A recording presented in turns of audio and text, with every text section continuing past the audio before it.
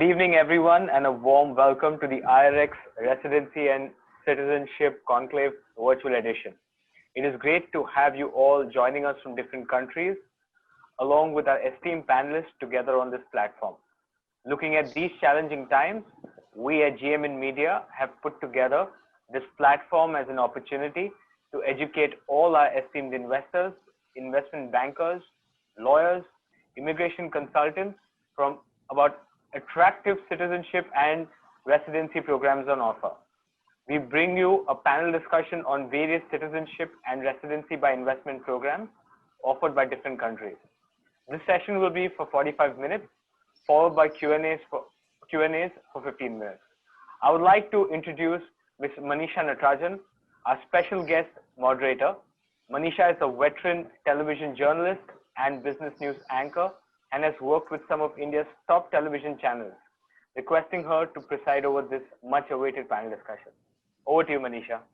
Rohan, thank you very much for that nice welcome note and, of course, my introduction. And let me also start by welcoming everyone to the IREX webinar. So the topic today is comparative analysis of citizen and residency by investment programs. Rohan's already given my introduction, but it's my privilege to be hosting this immensely useful and interesting session. And I'm doing this for the 5th year in the running for IREX. It's so popular. Countries represented today include 9 names. So let me first announce the countries so you can keep your pen and papers ready and start taking down notes as our speakers speak. Greece, Cayman Islands, USA, Canada, Ireland, UK, Turkey, Malta, and Grenada.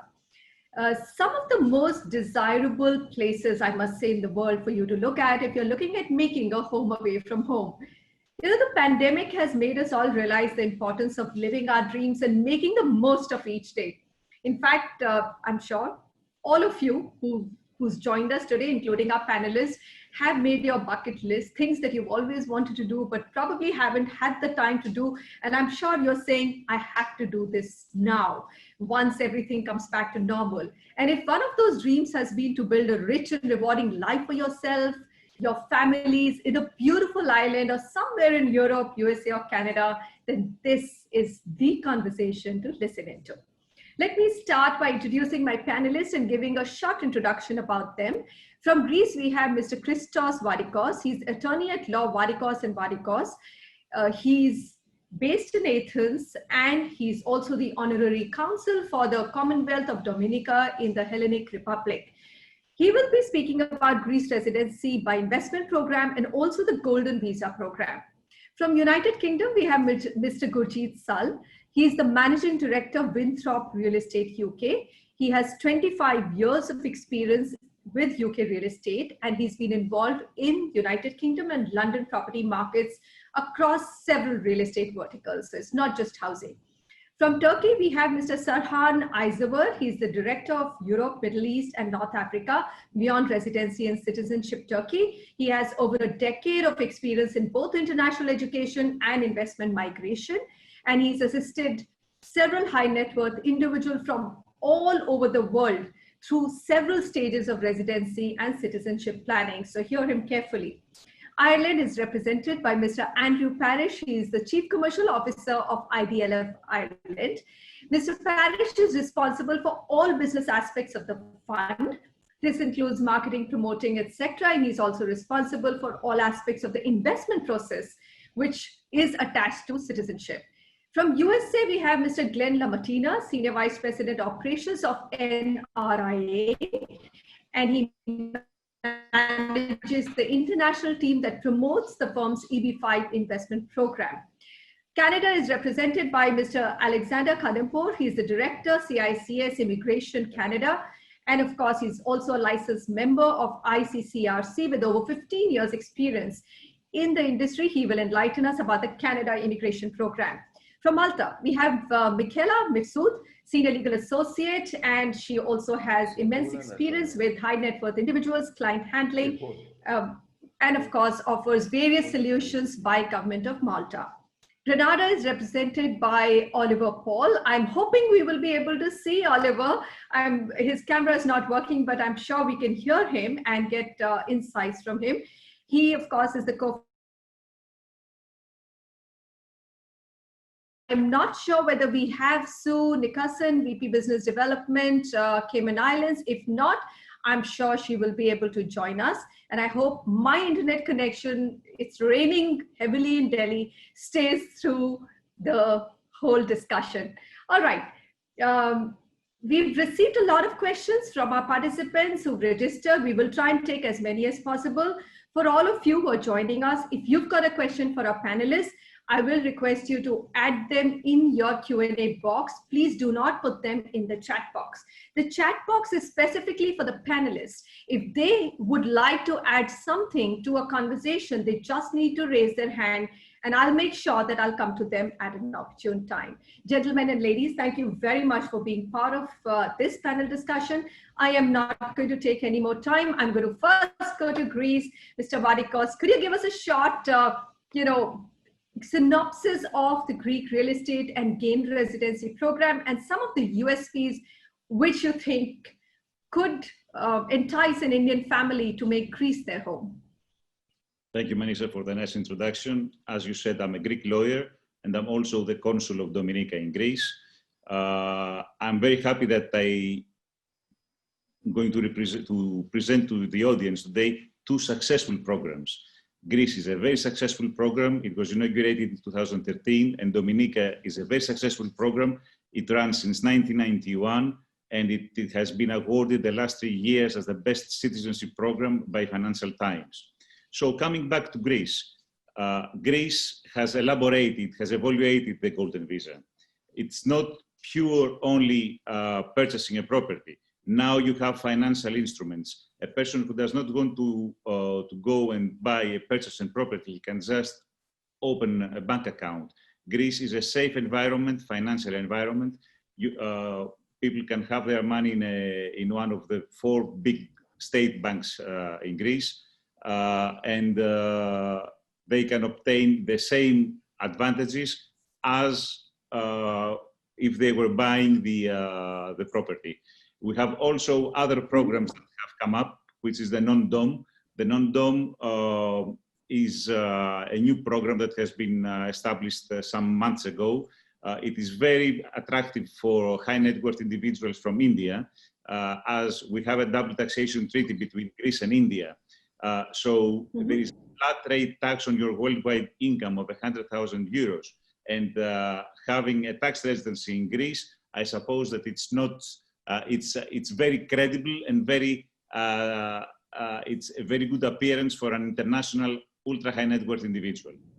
So I would invite any sort of questions regarding the 4 programs of Greece and even Dominica, which is also a very attractive program and a very successful one.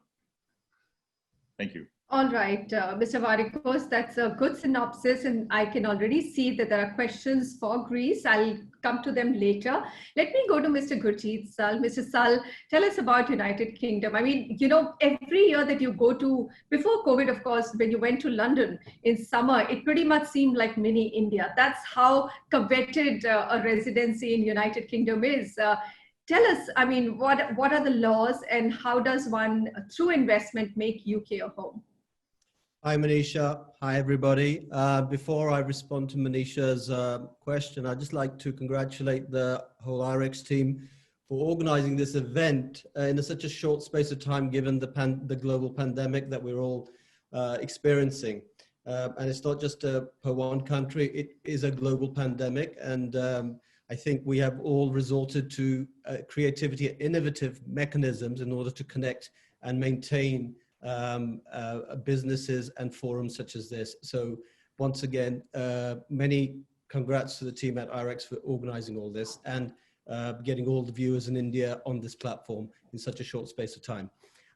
Coming to the UK, Manisha, as you've said, you're absolutely right. When you come in the summer, and particularly 2019 was, UK was the host for the Cricket World Cup. Central London did seem like it was another place from Delhi or Bombay at times. Having met so many of my friends and relatives walking around aimlessly without even knowing that they were here in London. So it's been, it is a key focus for the people from India. The ties between the UK and India are very entrenched. and therefore there is a lot of common ground that we share, not just in culture, but languages and other forms of commonality. Regarding the programs for the United Kingdom, as you can imagine, being one of the G7 countries, it is one of the more sought after G7 countries for global destinations. With the US, Germany, and Canada being obviously up there, with the UK together with France and Italy and Japan. So it goes without saying, because of the demand for an interest in the UK by investors or by citizens for a number of reasons, the immigration programs are quite stringent. There's always been a very stringent framework that's been established. However, the government has, over the last decade, improved some of its criteria by setting out investor programs. And more recently, post-Brexit, we are seeing a very proactive government trying to embrace and rebrand the UK, being obviously with a new relationship with the world, having departed from the relationship with the other 27 well-respected countries of the European Union. So with that backdrop, about 10 years ago, we had the Tier 1 investor programs, which were then modified in 2014. However, those investor programs are primarily aimed at high net worth individuals. And those investor programs really start with minimum cap investments from £2 million upwards. 2 million, the bands of 2 million, 5 million, 10 million. The 2 million band, the lowest of the bands, offers a 5-year process in which you can gain ILR, which is really what many other countries term as permanent residency. ILR stands for indefinite leave to remain in the UK. And in most cases where you can achieve ILR after 5 years, you are eligible to apply for UK citizenship 12 months thereafter. And that applies to the Tier 1 investor visa.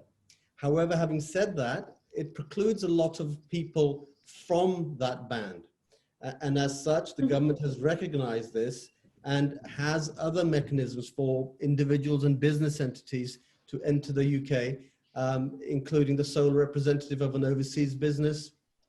And more recently, trying to embrace global talent, this government last year has introduced what they call the innovator visa, together with a startup visa. And these are really aimed at entrepreneurs who wish to start up new businesses within the United Kingdom. One of them has a minimum threshold of £50,000 to start a UK business in UK and then put yourself on a residency map. And the other one has nil investment requirement. But we can go into the further details, and they're on our website, and we can elaborate them on when the viewers. As we go along. Yeah. There are also, just in addition, something else called the Global Talent Visa, but again, they are for exceptional leaders.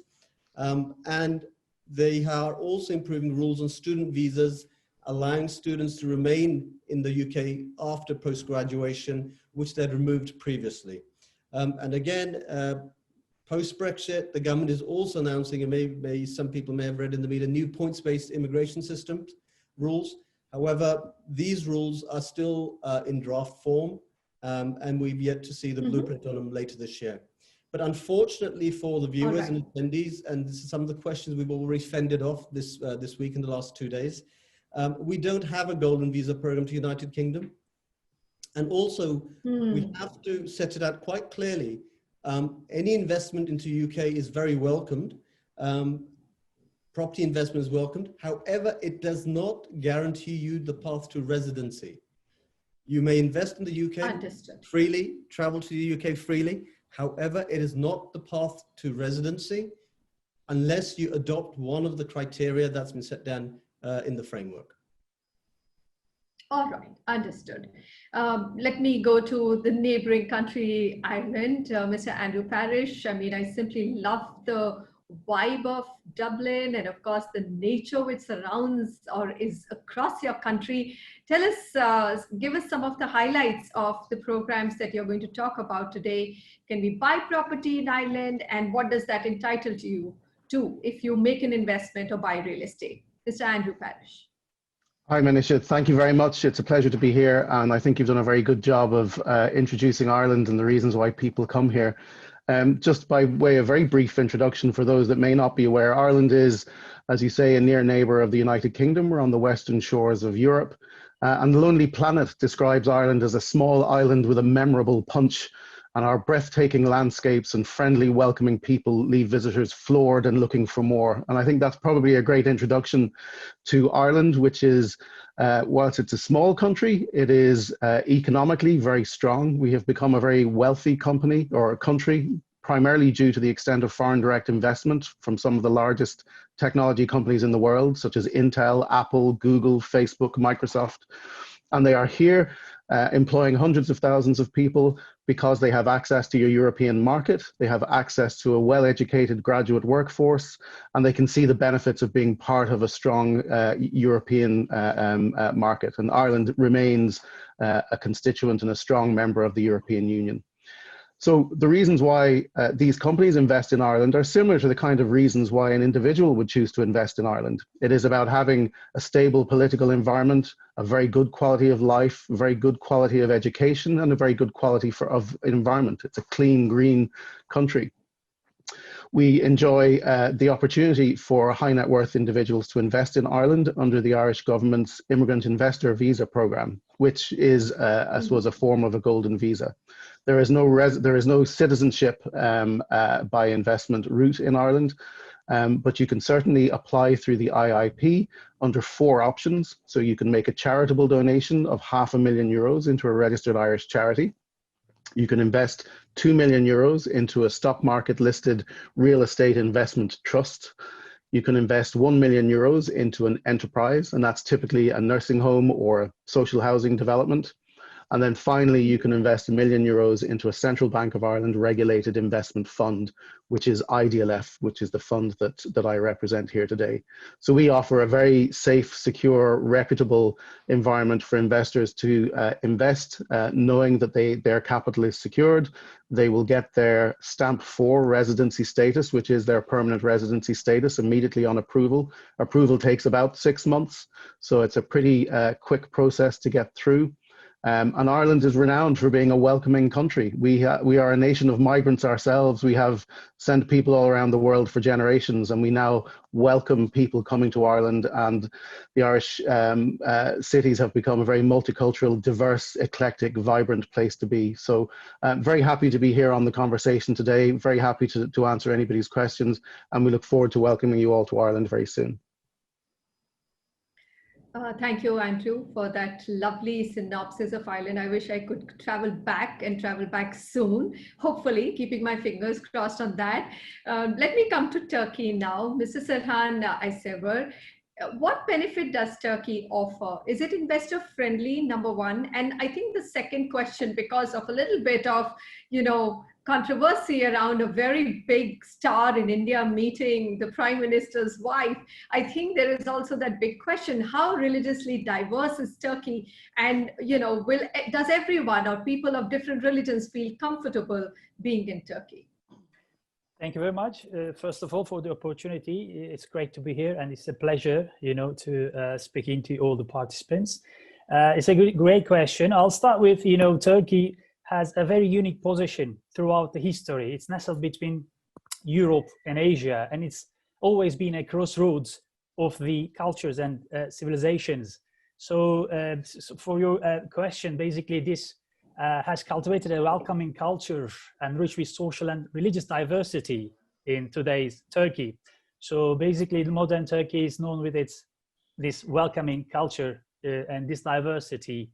Not only the tourists, for example, last year 56 million tourists visited Turkey, and for example, Istanbul remaining one of the most revisited cities in the world. So basically, as a member of G20, strong economy, together world's major advanced and emerging economies. So Turkey's popularity renders it a leading choice for a second home for thousands of citizenship by investment clients from all over the world. Just if I need to touch upon the program itself, the law enacted back in 2016. However, it gained its popularity back in 2018 because the investment threshold reduced from $1 million to $250,000. And since then, the program is getting more and more popular from all over the world. Basically, all the investor migrants are interested in Turkey. The reasons behind that is a lot, but I will keep it short. But the citizenship by investment in Turkey is no different from attained by birth, and it can be passed on to the next generations. Turkey doesn't have, wealth declarations required. Inheritance tax, not like UK, for example, not 40%. It's a more friendly environment in terms of that taxes as well.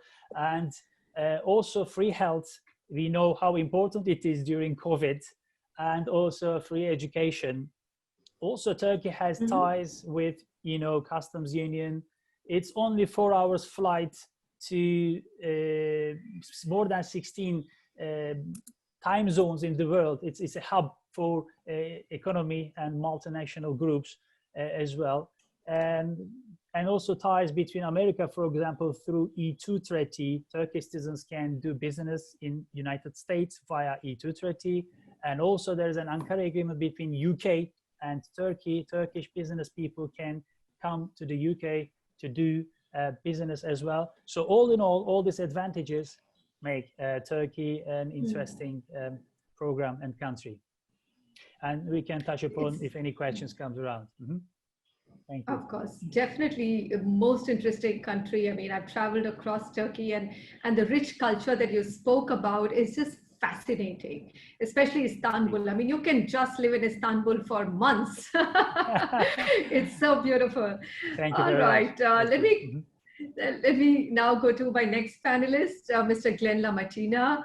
Mr. Mattina, United States of America, of course, we can't spend a day anywhere in the world without being inundated with news from your country right now, with elections around the corner. And over the last year, since the last time, in fact, I did the IREX session, I think there have been changes in the EB5 route as well. Run us through what is an offer for Indian citizens who would like to go take their family to United States of America. What are the, how has EB5 changed over the last 1.5 to 2 years? Okay, well, first I want to thank you for having me here today. It's a pleasure. I run the international investment platform for our organization. And with EB5, it is one of the quickest ways to get a US green card. In December of last year, the investment amounts have gone up on EB5. Normally it was 500,000 and 1 million. That has jumped to 900,000 and 1.8 million. That's the bad news. The good news is the backlog, the backlog for Indian nationals coming into the country has dissipated. Right now, an Indian national coming into the country can get their conditional green card anywhere between 14 and 24 months, which gives them the, yes, the backlog is gone now. Still, China is number one, I hate to say, with 14 years, but now India can actually get their green card in 24 months. US is a great place to be, even with all the craziness that you hear what's going on in our country today. Real estate is very strong. And with our EB5 program, you're actually investing in one of the company's development projects. The company builds residential units up and down the east coast of the US, and we give a very good return on our EB5 investment platform. Thank you. Wow. So first of all, I'm so happy to hear that the backlog has got cleared, because I remember last time when I did this seminar, the backlog was 4 to 5 years. That's a pretty swift movement, and of course we just have to shell out more money. But good to know. And of course, all the viewers, you can get in touch with Mr. Mattina to look at what sort of residential properties they offer for investments through the EB5 route. Okay, let's go to the neighbors. We've got now our next panelist, Mr. Alex Khadempour. He represents Canada, again hugely popular country amongst Indians, and what can you say? I think today in the environment that we are in, more and more I hear from, at least I've got a child who's just finished school, and I know that most parents opted, at least in my group, opted to send their children to Canada for education. So Mr. Khadempour, take it from here and tell us what's wonderful about your country and how Indians can make a home there. Thank you very much. I appreciate the invite. It's a pleasure to meet everyone here. It's 5:30 in the morning here in Vancouver, Canada. So sorry about that. Oh no, it's not your fault. Yeah, but so I apologize for my voice coming out this way. So basically, yeah, Canada's we don't have like most countries that are being displayed here today. We don't have a golden visa. Pretty much all the programs that we have, including the entrepreneur investor programs, you got to do a lot of work. It's more than just having money. And that's just the reality of the situation. There are, there are companies out there who try to sell Canadian immigration by saying, hey, pay this money and you'll be okay. But the reality is that you really need to work for it in order to be able to receive residency in Canada. And the reason for that is, and there are a lot of people who want to come to Canada, especially I would say in the past couple of years. There's a big wave of Americans, especially, that are moving up to Canada. And majority of Canadian immigration programs, they're competitive based. Because so many people are wanting to come to Canada, they've created systems both at skill level and entrepreneur level where you first have to meet a minimum requirement. And once you do, then you go into a pool and you compete with other people. And the person, for example, with the highest points is able to go to the next level, which is apply for permanent residency. Today, I'll try to shed some light onto the not so popular programs. And the reason why they're not popular is because not many people know about them. You have the usual entrepreneur programs, which take a while. You first have to come into Canada, set up your business, and eventually you can apply for permanent residency. But these can take a long time and cost a lot of money. However, I'll shed some light into a couple of other programs that our viewers may be interested in. All right, fair enough. All right, let's get to Oliver. Oliver, I can see that your camera is working. Run us through the Golden Visa program that you have in Grenada, and of course the tax treaty and what makes it a pretty interesting and viable option for a lot of business people and families in India. That's right.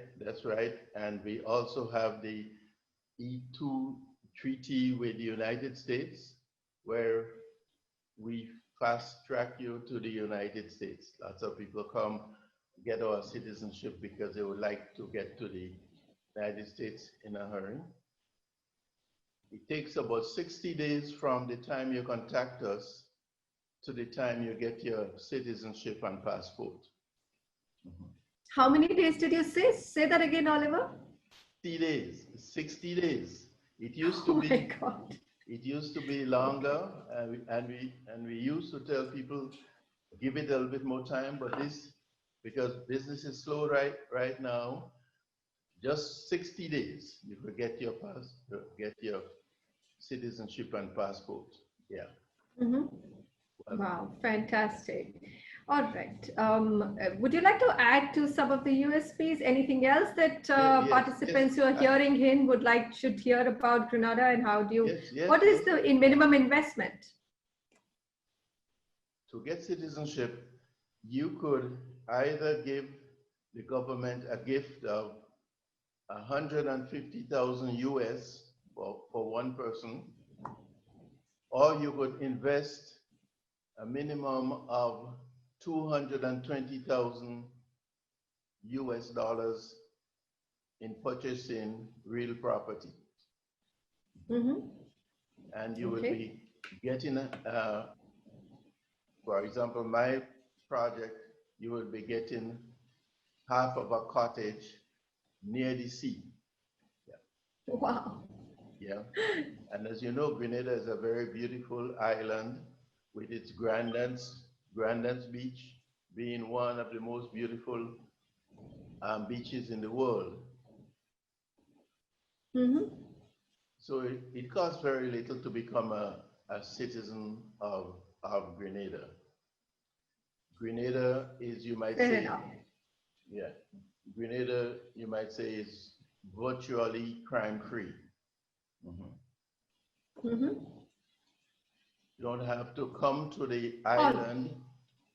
You do not have to come to the island to apply. You could apply from wherever you are. We FedEx your certificate and passport to you. You enjoy stability of investment in Grenada. The application process is confidential, very confidential. As a new citizen, you enjoy all the rights and privileges of an old citizen. Yeah. Very interesting. And all right, let me come back to you for more, Oliver. I'll come back to you for more, but this is fabulous. I mean, some very interesting points you've raised. Let me also bring in our Malta representative, Michela Mifsud. Michela, hi. Go ahead. I'm not going to give any introduction. Tell us why Malta. Thank you, Manisha. So probably many of the attendees here today might not even know where Malta is, because when I was in India last year, I was surprised that many people didn't know exactly where Malta is, and I don't blame them, because on a map you have to use a microscope almost to find Malta. So just to give a bit of an introduction, Malta is a very tiny island in the middle of the Mediterranean Sea. However, it has huge potential because of its very diversified culture and rich history. It was a colony of the British for 150 years. So that resulted in us having two official languages, the Maltese language, and we have also English as an official language. Malta has been a member state of the EU since 2004 and a member of the Schengen area since 2007. We have two programs that are citizenship by investment as well as permanent residency. By investment, the citizenship program closed last July because it had a capping of 1,800 applicants and it was reached. However, there is a second program that is currently being debated in Parliament with the new law expected to come out sometime in September, this month actually. So we're very excited for that. As to the permanent residency program, that is one of the most interesting and attractive golden visa programs, I would say, in the EU. It has, as to the amount, it is very affordable. It has a 30,000 government application fee. However, when an applicant submits an application, he doesn't pay the full 30,000. He only pays a deposit of 5,500. So the risk money, so to say, is rather low for an applicant. The investment requirements are two-pronged. So we have an investment in real estate, which is if an investor decides to purchase an investment real estate, it has to be of a minimum 270,000 euros. However, an investor also has the option to lease a property in Malta, and the minimum requirement for that is 10,000 euros per year. So, and that is what makes it rather affordable to investors who most of the time, unless they're actually intent on moving to Malta, go for the lease option. The second part of the investment requirement is an investment in government bonds or stocks listed on the Malta Stock Exchange with a minimum of 250,000 euros. However, as a firm, for that, we have seen a demand, especially in regard to some Asian countries, where there are restrictions on actually getting that amount out of the country. So we have devised a financing mechanism where through our partners, we will be able to give them the option to pay a much lower financing fee, and the broker would lease, so to say, the government bonds in their name for 5 years, because both investments have to be held for 5 years, both the lease and the government bonds. As to the residence, however, while the requirement is for it to be held for 5 years, for an investor to hold a residence card, they still need to hold a residence in Malta. However, the value can be much less. Okay. That is with regard to if I had to say a quick point, Another benefit of the Malta, it's called the MRVP, Malta Residence and Visa Program, is that the investor does not need to come to Malta throughout the application process, except once at the very end, once he would have got his approval for the taking of biometrics so that the card can be issued. And also an interesting point that I have been noticing even throughout this conference, many investors would be looking to bring their whole family to Malta, including even sometimes parents, their own parents, so that they can relocate to Malta. And that is something that is made possible because the program in Malta allows up to 4 generations. So adult children, as well as the parents and even the grandparents of both the main applicant and the spouse, can be included in a single application. That's also very interesting. Michela, thank you very much for giving us all those, the outline, and I think you captured it very well. Of course, many choices here for our participants, but I'm going to start taking questions because I think most people have already come in with some thoughts about which country are they looking at. So the first question is for Mr. Christos Vardikos. Mr. Raman from Chennai wants to know, what is the average annual rental return expected from investing in a holiday home in Greece? And since VAT is charged on purchase of property, are any taxes applicable on rental income? Mr. Vardikos, this is your question. Yes. Greek law foresees that the investor can buy houses or one house of a minimum value of 250,000. He doesn't have to live in this house, he can rent it. Of course, the rental value of the property depends on where is the property and on the situation of if it is a new house or an old house. I would presume that an average of 8% per year after taxes would be feasible. But what I didn't say before, and I want to stress out, is that Greece is the most cost-effective program. Why? Because you can not only bring your wife and your kids, you can bring also your parents and your in-laws. So it is very flexible.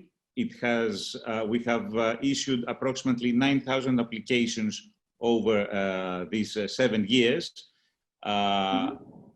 Greece, the real estate market, it's a free market. It's not.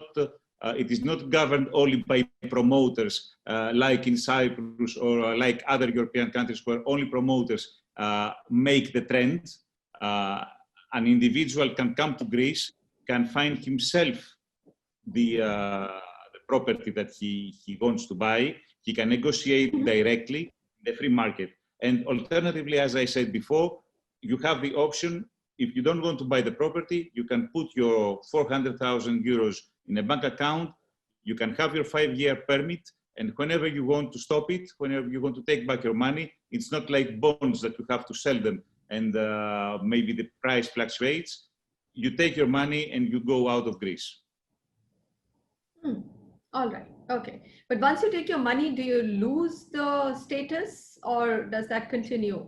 Of course, of course. You lose this. Either you keep the property or you have the money, or you can start with the money, which is 400,000. Eventually, at the time, you can find the property of 250, and then you can swap the investment. You can swap to real estate investment.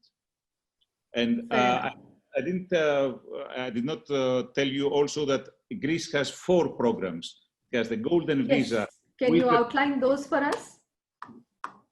The Golden Visa with the property or with the financial instruments. The financial independent that does not require an investment, but you have to show a passive income of 2,000 euros per month as an income, or you need to have a deposit in a Greek bank of 50 or 60,000 for one person, or let's say 80,000 for a family, and you are being granted a 2-year residence permit. You have the equivalent of the sole representative office in the UK, which is much less expensive than the UK, and it gives you the right to have a residence permit in Greece, a work permit in Greece, and a transferable work permit after 18 months in all the European Union countries. And then you have the non-DOM that has as the target market is the ultra high net worth individuals who can transfer their tax domicile in Greece, live in Greece as long as they like, make an investment of 500,000 either in a house or in a deposit, and pay a flat rate tax for all their worldwide income. All right. Thank you so much, Mr. Vardikos. All right, I'm going to take this question, which has come from Sunil Hamal. He's asked, Mr. Serhan, you would like to take this question. He said, who do I contact for investment in Turkey? Does your firm do that?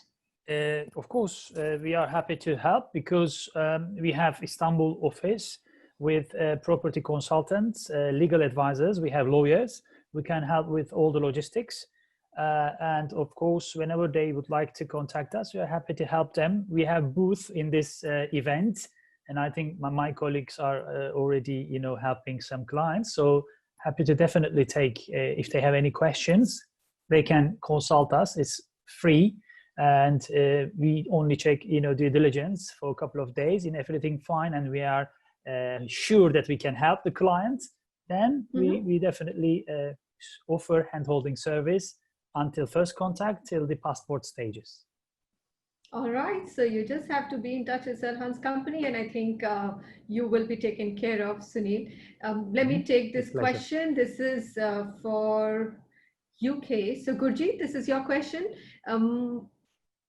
And this has come from Tajamul Hussain. He says, how do I start a UK company and qualify for a PR? Hi, Tajamul. Interesting question. It's the kind of question that a number of people have asked us in the last day or so on this platform. It's like we have indicated, the government has recently launched 2 sets of residency programs for entrepreneurs looking to set up a new business in the United Kingdom. They are the Innovator Visa and the Startup Visa. They are very recent implementations since last year. So it's yet it needs to be tested of how many applicants will get through it. The Innovator Visa has a capital threshold of £50,000, and provided you can satisfy all the criteria and you are granted the visa, you will be granted a visa for a period of 3 years. However, one of the criteria is that the business has to be innovative, viable, and scalable. And now we're saying, so there are options for specifically aimed at entrepreneurs in recent changes to the residency stroke business motivated visas. And so if you are successful in if you are successful in achieving this visa, the minimum threshold is £50,000 worth of investment. Together with that, the business plan has to be innovative, viable, and scalable. And that business plan is endorsed by an endorsing body, which the Home Office forwards to a tech fund or a VC kind of entities here in the UK, which have been accredited by the Home Office. And it's those bodies who are going to accredit your business plan. Provided they accredit and endorse it, then you are provided a visa for a term of 3 years, which is then extended by a further 2 years. And once you've got a residency for 5 years in the UK, you can apply for indefinite leave to remain. And following which you can also progress with the citizenship route as well. And that, however, this is a very, it's a new visa program, and it does need yet to be tested. And for obvious reasons, it is aimed at businesses who the government seeks talent to come to the United Kingdom and which are fundamentally entrenched in technological types of businesses. There is also a program of the sole representative of an overseas business. If you have a currently existing business in India and you don't have an operation in the UK, and you wish to set up an office in the UK, there are mechanics for that criteria as well, which we can also go into in more detail offline with anybody who's interested in that. All right, fair enough. There is one question from Sumit Sach. He says, please share Malta representative contact details and communication details. I'll request Lavanya and the IREX team to put the answer in the box, in the Q&A box, if they think that's appropriate. I'm going to now take Yogesh Sahu's question. This is for Canada. So Alex, this is your question. He says that how much is the investment required under investor visa? If everything is right, how much will the whole process take? How much time will the whole process take? Well, technically speaking, Canada doesn't have an investor visa program right now. I mean, historically, we've had the federal investor, we've had the Quebec investor. The federal investor was taken out about 4 years ago and replaced with provincial entrepreneur programs. So the Canadian government has given permission to each province to select people based on their needs. And each of the provinces have very similar programs to each other. There are overlaps and there are differences, where a person first receives a work permit after, of course, passing a couple of earlier steps, which are competitive based. Then you can come to the province, you receive a work permit, you set up your business. And again, depending on the province, anywhere from 6 months to 2 years, you need to run this business. And after that, you can apply to be nominated by the province. Once you're nominated by the province, then you can go to the next step, which is to apply for permanent residency to the federal government. And unfortunately, this path could take anywhere from 3.5 to 5 years until a person can become a permanent resident. It's a good match for some people, but what I find that it's not a good match for many high net worth clients who already have their own businesses. They can't be in Canada and actively managing the business.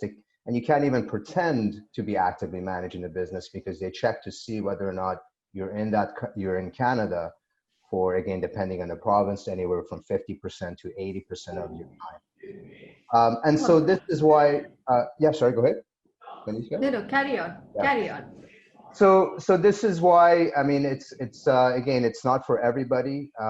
So the two paths that I touched on briefly in the intro, these are the paths that could potentially work with many people. And there's a lot of similarities between the UK and Canada's programs, especially actually kind of going back. Gurjit mentioned the innovative startup visa programs. Canada has had a startup visa, which is kind of combination of both startup and innovative program. These programs, they usually need to be technology based. So you're here's the government, and then you have organizations in the middle, private organizations that have been permitted by the Canadian government to first check to see what the person wants to bring into Canada, receive a letter of support, and then go to the next step. Unfortunately, I mean, it's been around for 4.5, almost 5 years now. Not many people have gone through this program until about 1.5 years ago, where another middle man came in between the organizations and the applicant. And basically what they're doing is they are coaching people. So you pay them a certain amount of money and they come up with an innovative idea, then you can go through this program. There hasn't been enough history in this to see whether or not it's going to work.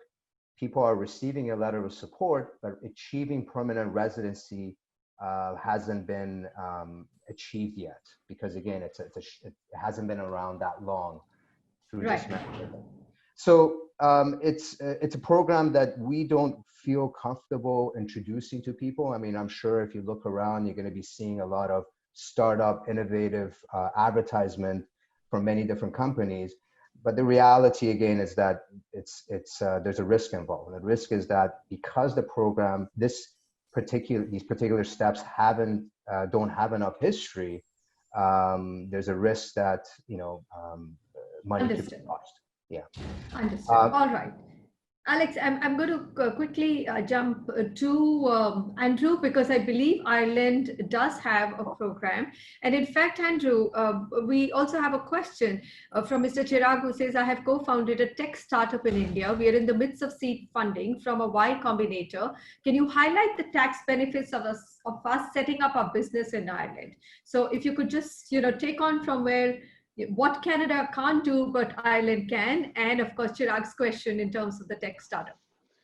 Sure. So maybe just a couple of brief comments in terms of the Irish program. Under the investor visa, the PR status is provided for a period of 5 years, and that is leading then to a path to citizenship. So if you live in Ireland for 5 years, you can apply for an Irish passport.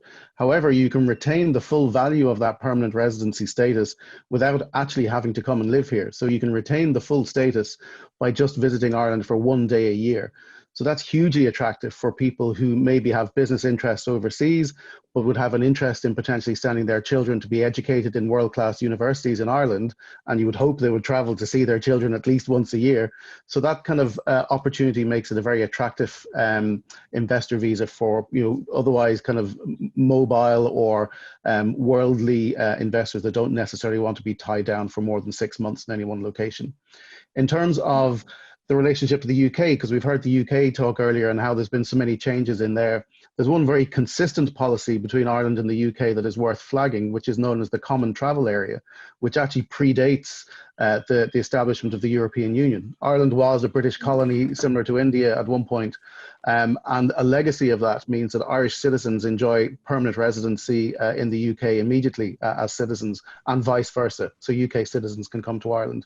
So sometimes it can actually be quicker to secure Irish residency in Ireland, or sorry, Irish citizenship in Ireland after 5 years, and then automatically become a PR in the UK. So that's just something to flag. In terms of the startup route, Ireland is recognized as being a very vibrant startup hub by virtue of the fact that we have all of these technology companies that are here. In fact, Dublin is known as the Silicon Valley of Europe now. So there are very attractive opportunities for startup companies that want to come to Ireland. There is an organization called Startup Ireland, which I'm happy to make introductions to, who actively help and support overseas entrepreneurs to come to Ireland. They'll help accelerate their idea. They'll establish a business for the founder here on their behalf. The founder invests into their own business to pay themselves a salary, and they get employed here under a critical skills permit. So it's a very straightforward, simple process. The critical skills program is a well-trodden path for many Indian entrepreneurs that are now working in Google and Intel and Microsoft. So I'd be happy to take that up afterwards in person with that particular inquiry. Andrew, thank you very much for that. I'm going to go to Oliver next. Oliver, this is a question from Anoop. He says, would you suggest government bonds is a more viable option for Grenada, since our ultimate goal is an entry route to set up our business in the United States? We've been rejected previously for EB5 because of source of funds, but we have a legitimate and healthy export business. It's a tricky one. Oliver. Do we have Oliver? Is he back? Oliver, you're on mute.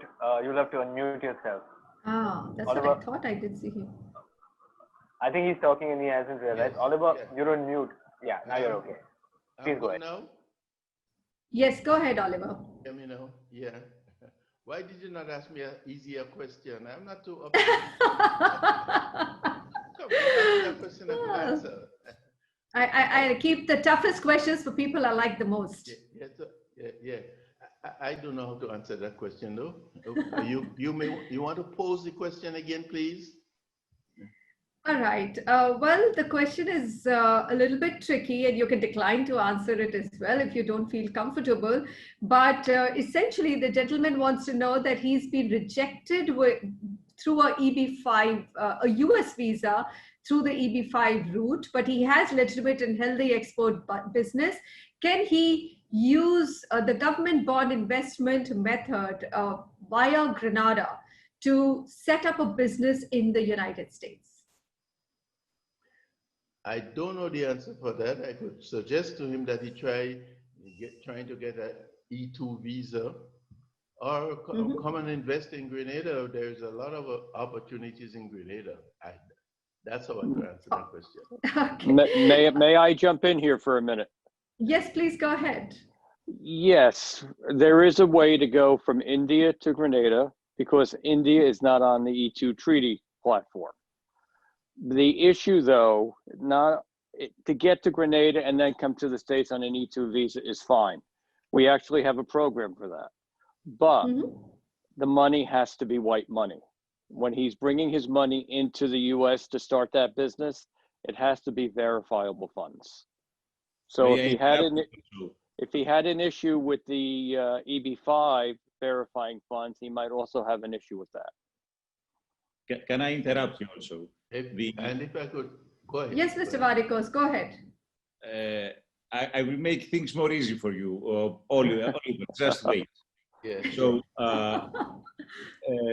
in the Caribbean, and I'm going to speak about all the islands, as we have licenses for all the islands. I am the Consul of Dominica, but if a client wishes to do Grenada or to do Antigua or to do St. Lucia, we do proceed for him.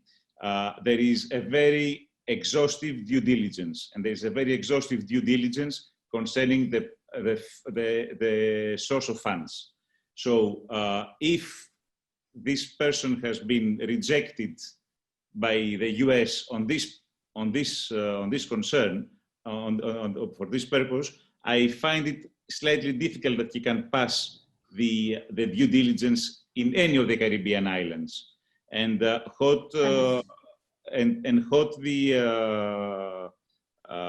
because it's very easy to say that my funds are legitimate, but somebody has judged that the funds had an issue at the time, at least that when he filed for the EB5. So what I want to stress out is that when you are rejected from, also this has to be taken in consideration. If this person, let's say, could apply to Grenada and Grenada would have rejected him, this applicant cannot come to Dominica, cannot come to Antigua. All the islands now are in a very, are communicating, and we cannot take a rejection of another island. One island cannot take the rejection of the other island. So I would suggest that this gentleman, he may file for a Grenada application. It will cost him something around 20,000, and he will know whether his funds are clean or not clean, or he can go on. Yes, I could add a little to that though. Whereas our bank in Grenada and the cooperating bank would not accept the funds, my company, Advantage Global, has an account in Canada. And what is said is that if somebody cannot verify that the fund is coming from their own account, they would take it from the agent. So we would ask the person to send the funds to our account, our marketing agent's account in Canada, and we would present the funds to the bank, and we have no problem with that. If that helps. Okay, so I think altogether the three answers would have given the gentleman a fair idea. Michela, this is a question for you. Nisha has asked, we have a diamond export business running from Belgium and we're looking at a permanent EU residency. Why should I look at Malta as a more attractive option than Portugal or over Portugal? Manisha. Malta, so the main industries in Malta are obviously tourism, but we know right now that's a bit on the downside, and the financial service industry.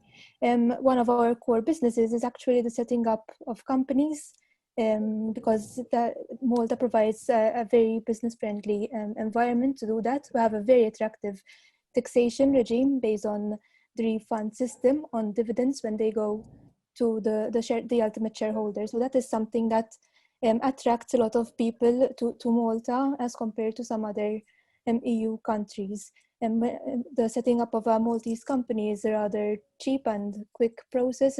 In around 2-3 weeks, we can have a company up and running, provided that we are provided with all the due diligence documentation. As an EU country, we fall under the 5th Anti-Money Laundering Directive right now. That is the one in place.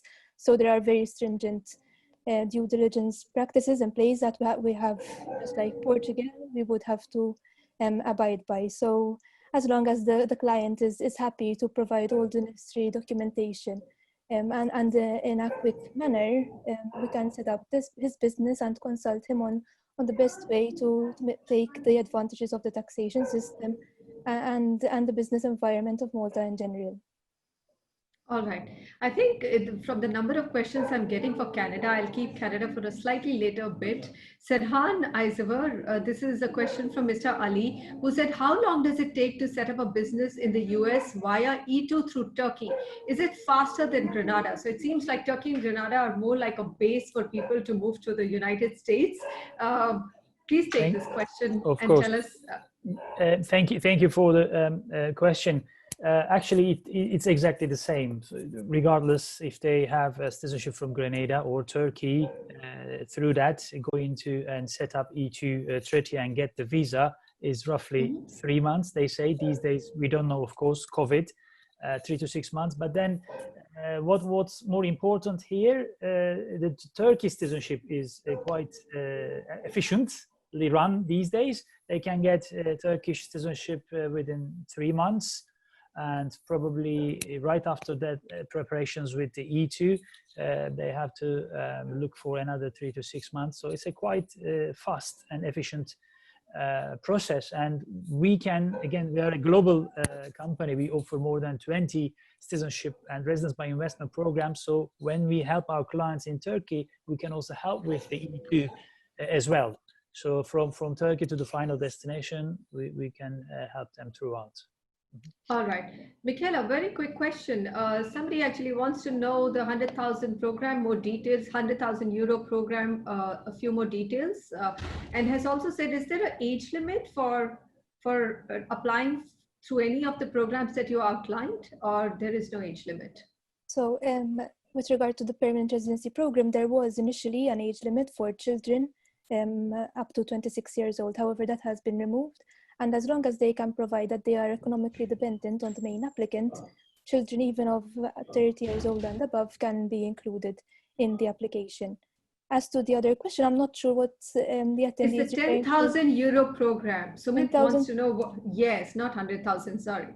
I misread. I'm not sure, maybe if they want to clarify a bit more, even to me personally, reach out to what program they're referring to.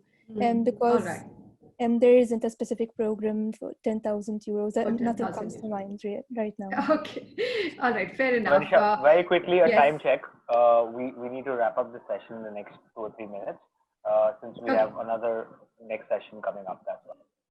All right. So I am actually going to just take one last question, Alex. There is somebody who wants to know, Amrita, that I work as a teacher in India and I'm an elementary school teacher. Can I work in Canada as a teacher and apply for a Canadian PR?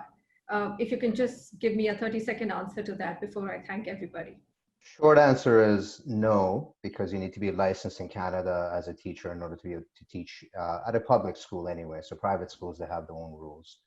But if I can add, I really didn't get a chance to give more information on the 2 programs that I was mentioning. And it sounded like I was being negative about the other programs. And the reason for that is Canada, again, is very popular.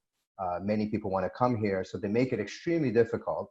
And so the programs that I want people to learn more about, I won't go too deeply into it because of time, but basically, if you have a company abroad, you can open an affiliate here in Canada, and through that, you can reach permanent residency.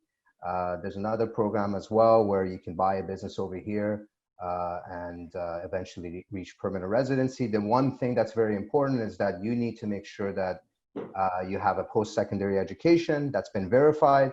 Number 2, you have to write a language test, IELTS, for example, and receive at least 6.0.